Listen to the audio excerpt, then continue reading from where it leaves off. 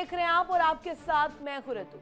Bulletin की शुरुआत करेंगे और आज बात करेंगे बांग्लादेश की सियासत को लेकर।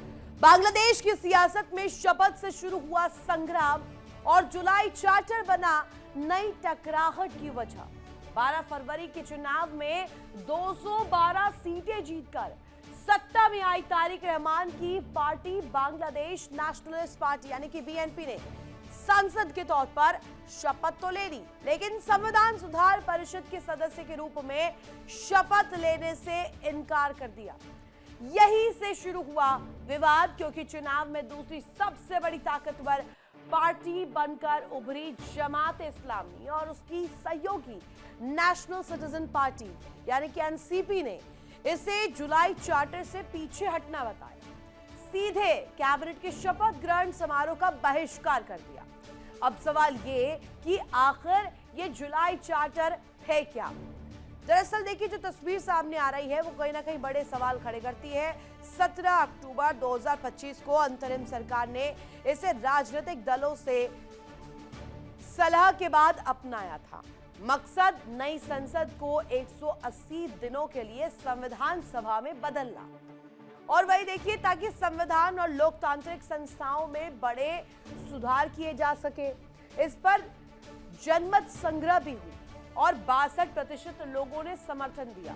लेकिन बीएनपी का आरोप है कि अंतिम दस्तावेज के जो कई नए प्रावधान जो है वो जोड़े गए और उसको लेकर के जो तस्वीर थी वो कहीं ना कहीं असमंजस वाली थी। जिन पार्टी को आपत्ति है वही जमात और एनसीपी का कहना है, अगर जनता ने जनमत संग्रह में समर्थन दिया तो दोहरी शपथ से पीछे क्यों हटना? हालात इतने गर्म है कि जमात नेतृत्व में बीएनपी पर फांसीवादी रवैये का आरोप भी लगाया। आरोप लगाते हुए सड़क पर उतरने की चेतावनी दे डाली। यानी बांग्लादेश में सत्ता तो बन गई, लेकिन स्थिरता, स्टेबिलिटी अभी दूर की कौड़ी है। क्या जुलाई चार्टर देश को संवैधानिक बदलाव की राह पर ले जाएगा या फिर टकराव नए राजनीतिक आंदोलन को जन्म देगा? कैसी तस्वीर रहेगी और इसको लेकर के इंफॉर्मेशन क्या है? आखिर जुलाई चार्टर है क्या? अब आपको सिलसिलेवार तरीके से बताते हैं। आपको ग्राफिक्स नजर आ रहे होंगे। 17 अक्टूबर 2025 को अंतरिम सरकार ने अपनाया था संसद को 180 दिनों के लिए संविधान सभा बनाने का प्रस्ताव और संविधान में संशोधन, लोकतांत्रिक संस्थाओं में सुधार, शासन प्रणाली में भी इसके जरिए बदलाव किया गया। अब देखिए, विवाद की शुरुआत कहां से होती है, अब वो जरा समझ लीजिए। विवाद शुरू कहां होता है? बीएनपी सांसदों ने संसदीय शपथ ली, संविधान सुधार परिषद की शपथ से इनकार, और जमात नेशनल सिटीजन पार्टी जो है, एनसीपी जो है, इससे नाराज बताई गई। कैबिनेट शपथ समारोह का बहिष्कार किया गया। विवाद यहीं से पैदा हुआ और सीधे तौर पर देखिए, अब चुनाव के जो नतीजे सामने आए 2026 यानी कि अभी जो रिजल्ट आए हैं, कल ही पद पर शपथ ग्रहण समारोह भी हुआ और 12 फरवरी को मतदान बांग्लादेश नेशनलिस्ट पार्टी बीएनपी 212 सीटें हासिल करते हुए जीतती है। जमात इस्लामी पार्टी जो है प्लस सहयोगी जो पार्टीज है वो कहा गया 77 सीटों पर सिमट गई। जनमत संग्रह में जुलाई चार्टर को 62% समर्थन दिया गया। अब वही देखिए, डिटेल एक और सामने आती है। ये दोहरी शपथ क्यों होती है, अब समझिएगा। 12 फरवरी को मतदान और इसके साथ साथ देखिए, संसद के रूप में शपथ को लेकर संविधान सुधार परिषद के सदस्य के रूप में शपथ ली गई। जनमत संग्रह, इसके साथ साथ चुनाव दोनों को लागू करना, और ये जो जुलाई चार्टर वाला तस्वीर है, जुलाई चार्टर को लेकर जो इमेज है वो कैसे सुधरती है, इसको लेकर के तस्वीर ढाका में लोकतंत्र की नई अग्नि परीक्षा बनती जा रही है। और करेंगे इसी पर बड़ी चर्चा। हमारे साथ खास मेहमान जुड़ेंगे और उनसे तारुफ भी आपका करवाऊंगी। लेकिन ये जो पूरा मसला है, ये सवाल ये खड़े करता है कि पहले तो एक आंदोलन चल रहा था, अब क्या एक नई तस्वीर प्रदर्शन की सामने आएगी? क्या एक नया आंदोलन शुरू होगा? और इसमें जिस तरीके से जमात और एनसीपी बड़े सवाल बीएनपी को लेकर खड़े कर रही है, क्या आने वाले समय में ये बड़ा सियासी भूचाल बांग्लादेश में लाएगा? करेंगे आप इस पर बड़ी चर्चा। हमारे साथ खास मेहमान जुड़े हुए हैं, group captain doctor V N Jha रक्षा विशेषज्ञ और साथ ही साथ महादलेश्वर स्वामी ज्ञान दास जी महाराज और गुलाम रसूल देलवी मुस्लिम स्कॉलर हमारे साथ कनेक्ट हैं। सबसे पहला सवाल मेरा इसको लेकर के रहेगा ग्रुप कैप्टन डॉक्टर वीएन जी से। सर ये बताइएगा, जो हम तस्वीर देखते हैं हर दफा जब भी बात की जाती है बांग्लादेश को लेकर, एक तरफ बीएनपी एक तरफ जमात, पहले तो मुकाबला इन दोनों के बीच में टक्कर का, कांटे का बताया गया, और अब जो नतीजे सामने आए इसके बाद ये कहा जा रहा है कि अभी वहां पर स्टेबिलिटी दूर की कौड़ी है, अभी दूर की चीज है। सरकार बेशक बन गई है लेकिन अभी स्थिरता नहीं आएगी, और उसके पीछे जुलाई चार्टर जो वजह बताई जा रही है इसको लेकर कनेक्ट किया जा रहा है। आपकी इस पर राय क्या है?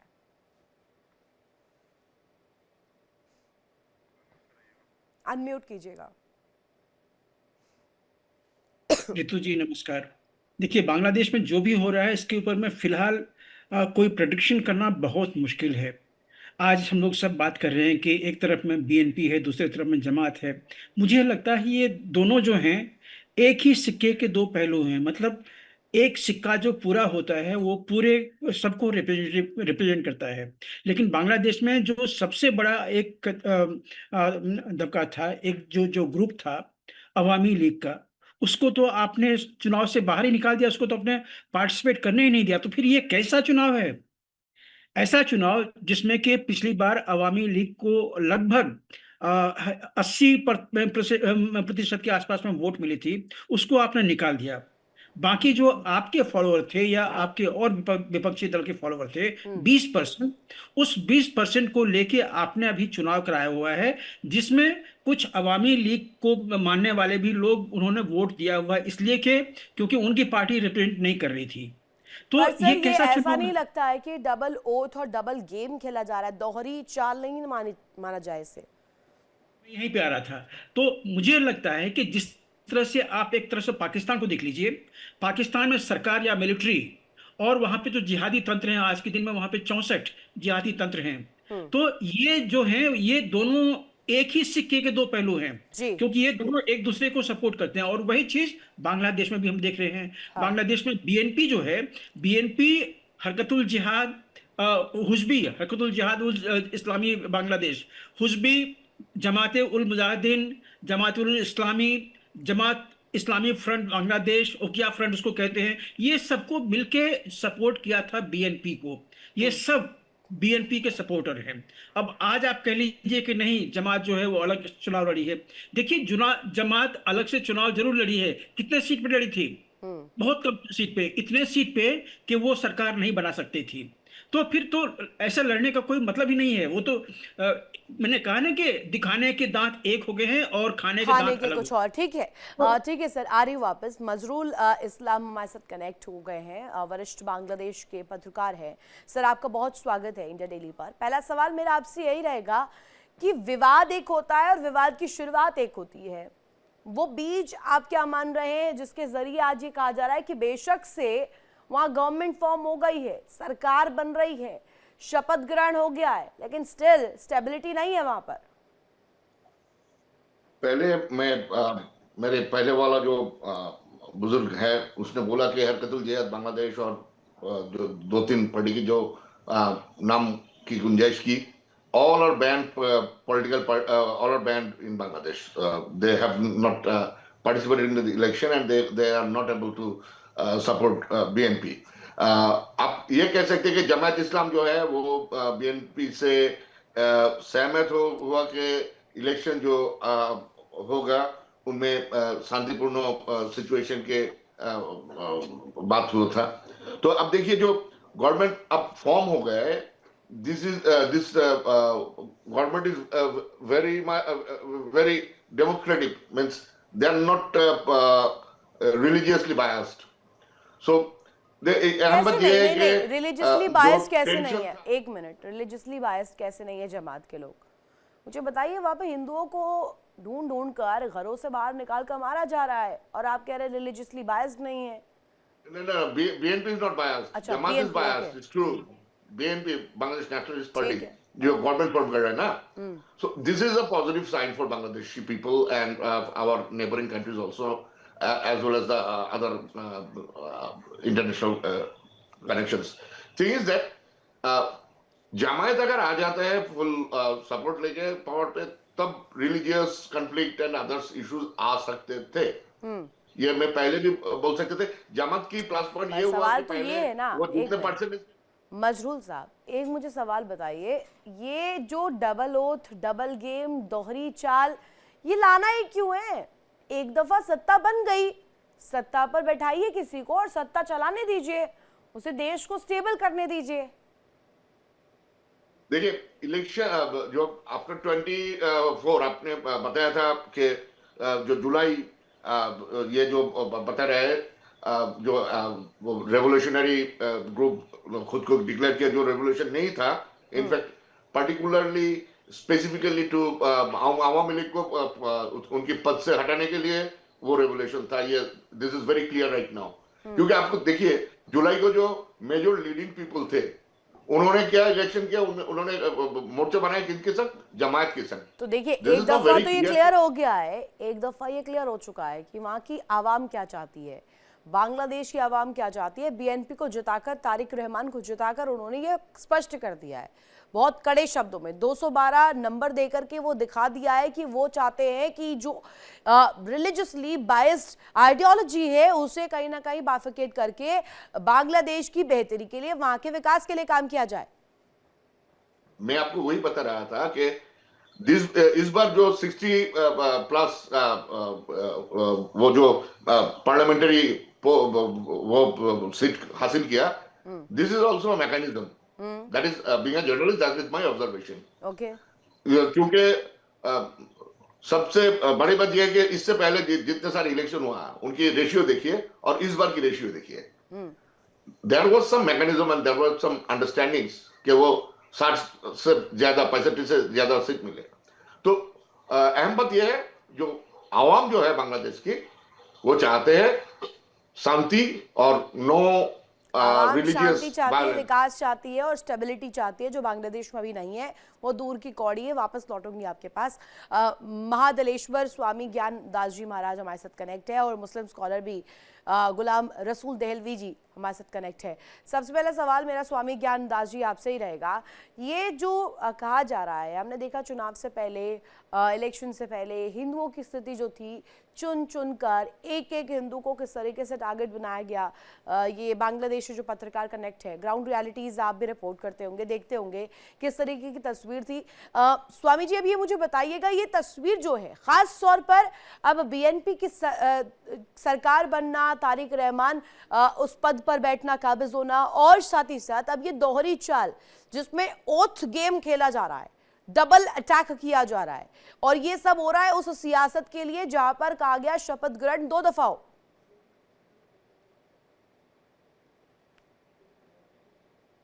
अनम्यूट कीजिएगा।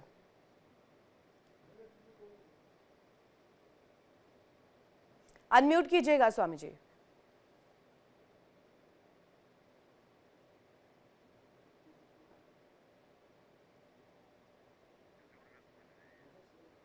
शायद उनके ऑडियो नहीं आ पा रही, दोबारा से उनके पास लौटेंगे। हालांकि गुलाम रसूल देहलवी जी कनेक्ट है। मुस्लिम स्कॉलर होने के नाते आप इस पर क्या कहेंगे? हमारे लोकसभा अध्यक्ष ओम बिरला गए थे, जब वहाँ पर शपथ ग्रहण समारोह हुआ उस दौरान वो मौजूद थे। भारत के साथ रिश्ते बेहतर हो, चीज़ें सॉफ्टन हो जाएं, चीज़ें स्टेबल हो जाएं, और जो चीज़ें जमात के नज़रिए से कहा जाए, जमात के इशारों पर जो रिलीजियसली जो आइडियोलॉजी चली जा रही है, जिसमें एंटी हिंदू एक कहा जाए, एक अवधारणा और एक हवा बह रही है वहाँ पर, उसके ऊपर क्या कहेंगे मुस्लिम स्कॉलर गुलाम रसूल देहलवी? सलाम, नमस्कार। जमाते इस्लामी बांग्लादेश का हाल ये है कि वो इस्लाम की हिफाजत के नाम पे, इस्लाम के प्रोटेक्शन के नाम पे, इस्लाम का डिस्ट्रक्शन करती आई है। आपने एक नाम सुना होगा, हिफाजत इस्लाम बांग्लादेश, जिसको बंगाली में हिफाजत वो लोग कहते हैं। हिफाजत इस्लाम बांग्लादेश ने इस्लाम की हिफाजत के नाम पे गैर मुस्लिमों को, हिंदू भाइयों को, हिंदू बहनों को जो नुकसान पहुंचाया अपनी कम्युनलिज्म के जरिए, अपने वायलेंट रेडिकल इस्लामिज्म के जरिए, वो तो पहुंचाया ही।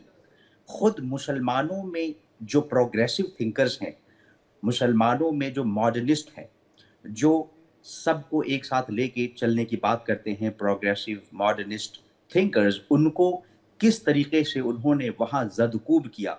एक मिसाल देना चाहूँगा, नादिया शर्मीन का नाम सुना होगा आपने, बांग्लादेशी जर्नलिस्ट, मॉडर्निस्ट जर्नलिस्ट थी। एक मर्तबा वो हिफाजत इस्लाम बांग्लादेश के किसी इवेंट को कवर करने पहुंची, तो सिर्फ इस वजह से कि उसने स्कार्फ नहीं पहना था, उसको घसीट घसीट के वहां से पहले निकाला गया, दौड़ाया गया और रास्ते में उन्हें परसिक्यूट किया गया। ये हाल है हिफाजत इस्लाम के नाम पर इस्लाम यानी की आप जो भी मान रहे हैं कि जो धज्जियां ये हो रहा बिखेर है वो गलत हो रहा है, और जमात का जो आइडियोलॉजी है इस्लाम के लिए जो होनी चाहिए उससे भटक गई है। Am I correct? मैं ऐड करना चाहूंगा, रसूलुल्लाह सल्लल्लाहु अलैहि वसल्लम ने कहा था कि अल मुस्लिमु मन सलिमन नासु मिन यदिही व लिसानिही, सच्चा मुसलमान तो वो होता है जिसके हाथ और जबान से पूरी इंसानियत महफूज हो। लेकिन ये वो लोग हैं जिनके हाथ और जिनकी जबान से कोई भी महफूज नहीं है। ठीक है, गैर बीएन झा मुस्लिम सर हमारे साथ कनेक्ट है। मुझे बताइएगा सर, एक जनमत बनाम जनादेश की लड़ाई इस जुलाई चार्टर के नाम पर शुरू हो गई है। अब यहाँ पर सियासत और सत्ता की जो गर्मी है उसको किस तरीके से, किस हवा की ओर मोड़ा जाए, ये भी एक चैलेंज है। और आने वाली चुनौती स्टेबिलिटी को लेकर नंबर 1 प्रायोरिटी पर बांग्लादेश के लिए। ऋतु जी, मैं एक बड़े पिक्चर के तरह से अगर देख रहा हूँ जी तो जो हमारे भी इस्लामिक स्कॉलर हैं वो कुछ तथ्य तो कह रहे हैं।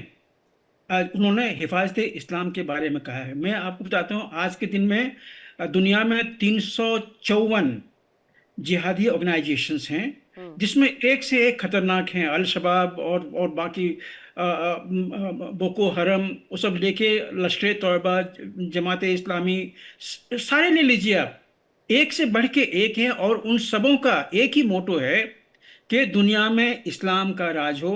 बाय एंड लार्ज मैं सबों को एक साथ में नहीं डाल सकता हूं, अगर सब एक होते तो फिर मुस्लिम ये स्कॉलर एक को रखिए और सर को रखिए। हाँ, ये जो कॉन्ट्रडिक्टरी चीजें आ रही हैं झा सर, ये हम देख रहे हैं कि आप बता रहे हैं कि जिहादी सोच को पनपाने की कोशिश, एक इस्लामिस्ट फ्रंट बनाने की कोशिश, और बांग्लादेश में भी उसको फैलाने की कोशिश। जैसे आपने लश्कर तौयबा का जिक्र किया पाकिस्तान की तरफ, अगर इसके साथ टीओबी को जिक्र कर लेते हैं, बहुत आतंकवादी ग्रुप्स है, उसको लेकर आप ऐड ऑन कर लीजिए।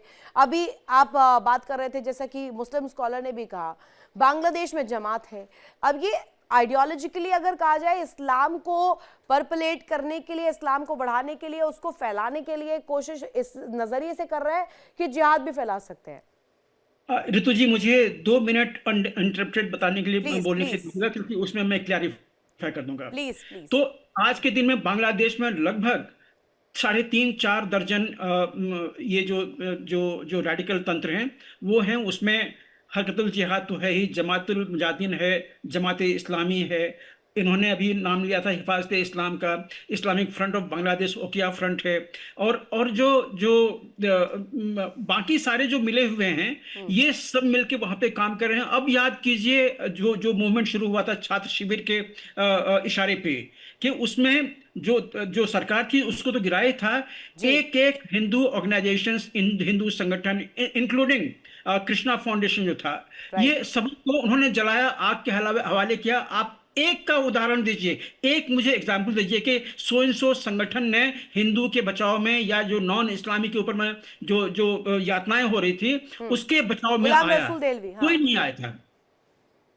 एक बात समझने की कोशिश करें, एज इस्लामिक स्कॉलर मैं बता दूं, हम सब जानते हैं रेडिकल इस्लाम ने कितनी तबाही दुनिया में मचाई है, पूरी दुनिया में।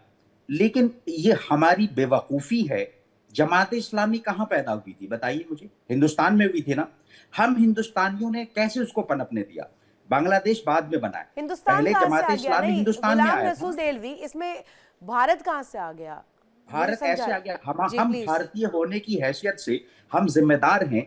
हमें कोई पाकिस्तानी ऑर्गेनाइजेशन इस्लाम क्यों सिखा रहा है यहाँ पे? हमें जमात इस्लामी क्यों सिखा रही है? जमात इस्लामी हिंदुस्तान में पैदा कैसे हुई? जमात को तो आप जानते हैं, जमात के एक एक कण से वाकिफ है भारतीय है। जमात इस्लामी हिंदुस्तान में ऑपरेट तो कर रही है ना। गवर्नमेंट कहाँ ऑपरेट कर रही है, किस जगह पर ऑपरेट कर रही है जमात इस्लामी? इस्लामी? आपको नहीं मालूम है कि हिंदुस्तान में ऑपरेट कर भारत रही में है? कहाँ ऑपरेट कर रही है? भारत में जमात इस्लामी का ऑर्गेनाइजेशन है, पूरा ऑर्गेनाइजेशन ऑपरेट कर रहा है। आपको ऑर्गेनाइजेशन इतनी- ऑपरेट कर रहा है, उसका मतलब ऑपरेशन करना, लश्कर तोयबा से भी लोग यहाँ पे कनेक्टेड देखिए, है, ideology साइलेंट जो स्लीपर जमात सेल्स इस्लामी भी आते हैं। इसका मतलब ये नहीं कि भारत इसे प्रमोट कर रहा है या इसे स्पॉन्सर कर रहा है। पहली दफा में हो, चाहे वो हिंदुस्तान में हो, हिंदुस्तान में उनको मौका नहीं मिल रहा है, पाकिस्तान में मौका मिलता है, बांग्लादेश में मौका मिलता है, तबाही जी। मचाते हैं। उनकी आइडियोलॉजी नहीं चेंज होगी। अब ये शुरू कहां से होती है उस पे आ जाइए। सब कॉन्टिनेंटल इस्लाम, जो हिंदुस्तान, पाकिस्तान, बांग्लादेश का इस्लाम रहा है, उस इस्लाम को हाईजैक किया गया। और उस इस्लाम को हाईजैक करने के बाद आप देखिए, जमात इस्लामी हो, तबलीगी जमात हो, जितनी भी, एक है आइडियोलॉजिकल ऑर्गेनाइजेशन, दूसरी है terror organisations. Ideological organisations feed करती हैं टेरर ऑर्गेनाइजेशंस को। और ये शुरू कहां से होती है? बहुत पहले से शुरू होती है। इस्लाम के सबसे बड़े खलीफा इमाम अली अलैहिस्सलाम, मौला अली, जिनको हमारे शिया भाई सबसे ज्यादा मानते हैं, मौला अली को किसने मारा था?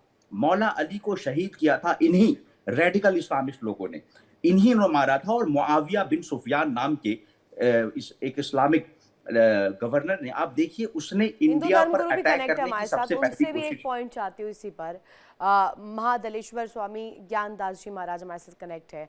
ये बताइएगा कि ये जो तस्वीर पेश की जाती है, जो एक कहा जाए एक फ्रंट बनाया जाता है बांग्लादेश में, और अभी तक हम जो खबरें पढ़ते आए हैं, एक के बाद एक हिंदुओं को टारगेट करना, एक के बाद एक हिंदू का हरण करना, नरसंहार मचाना, हम देख रहे तस्वीरों में सामने आती है चीजें कि निकाल करके घर से बाहर आग के हवाले कर दिया जाता है।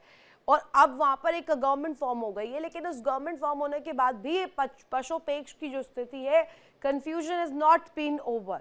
आपका इस पर टेक क्या है? पूर्व में जिस प्रकार आपने बताया कि बहुत ही दयनीय स्थिति रही है, और वर्तमान में जो सरकार बनी है, हम इनका स्वागत करते हैं, और ये सरकार को अच्छे से चलने देंगे तो मुझे लगता है शांति का एक माहौल बनेगा।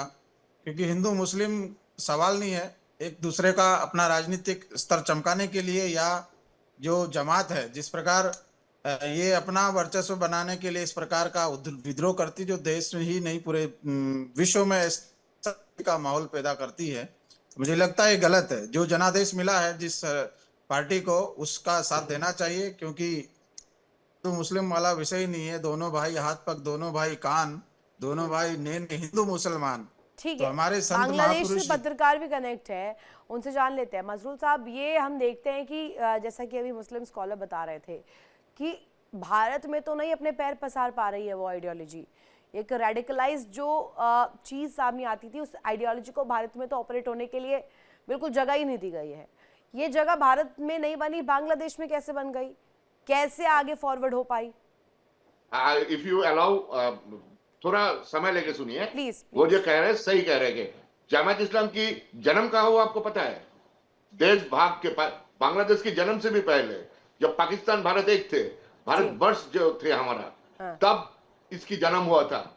जब पाकिस्तान और भारत की डिवाइडेशन हो रहा था 1947 में, तब इन्होंने प्रोटेस्ट किया कि they want to stay with India. आपको पता है ये हिस्ट्री? नहीं पता होगा शायद। Whatever, they have started from our Indian subcontinent, then they have just started their branches across Asia and others here. Second बात ये हुआ जमात कि की हिस्ट्री जानने में स्वामी जी- इंटरेस्ट नहीं होना चाहिए, जमात को रोकने में इंटरेस्ट होना चाहिए, मेरा ये मानना है। मजरूल साहब, ये जो आइडियोलॉजिकली चीजें आ रही हैं, चाहे वो भारत में पनपे हो या भारत से शुरू हुए हो, भारत में अपने पैर नहीं पसार पा रहे, बांग्लादेश में पसार पा रहे हैं, तो ये सवाल उनके लिए है, वहां की आवाम के लिए है। दूसरी बात में, let me add you another historical background. In 1971 जब बांग्लादेश की जन्म हो रहा था ना, सबके जितने सारे बंगालियों को कत्ल किया गया था, पाकिस्तान आर्मी ने कितना किया? उससे ज्यादा ये जमात जो है, इनके जो ब्रदरहुड्स थे, अल शम्स, रजाकार एंड अदर्स ग्रुप्स, शांति बाहिनी, इन्हीं लोगों ने चुन चुन के मारा था मुस्लिम, उन्हीं की मुस्लिम भाइयों को। तो आप कैसे कह सकते हैं? यानी कि ये चीजें अब कहीं ना कहीं सुधार की ओर बढ़ तो रही हैं, लेकिन स्टेबिलिटी की ओर नहीं बढ़ रही है। और शुक्रिया कीमती वक्त देने के लिए आप सभी का। कनेक्ट होने के लिए और इस डिस्कशन में अपना पॉइंट ऑफ व्यू रखने के लिए। और बांग्लादेश में बेशक से सरकार बन गई है, लेकिन स्टेबिलिटी को लेकर अभी बड़ा प्रश्न चिन्ह बन रहा है। और ये जुलाई चार्टर जिसकी वजह से पूरे देश में चरमराहट है और जनमत बनाम जनादेश की जो लड़ाई है वो शुरू हो चुकी है। हालांकि देखना होगा कि आने वाले दिनों में इसको लेकर के आवाम कैसे रिएक्ट करती है। फिलहाल इस बुलेटिन में बस इतना ही, रुकेंगे बहुत छोटे से ब्रेक के लिए। देखिए इंडिया डेली 24/7 अब आपकी स्मार्ट टीवी पर। इंडिया डेली मौजूद है सभी डिजिटल प्लेटफॉर्म पर लाइव और लगातार। इंडिया डेली 24/7 हर दिन राष्ट्र को समर्पित।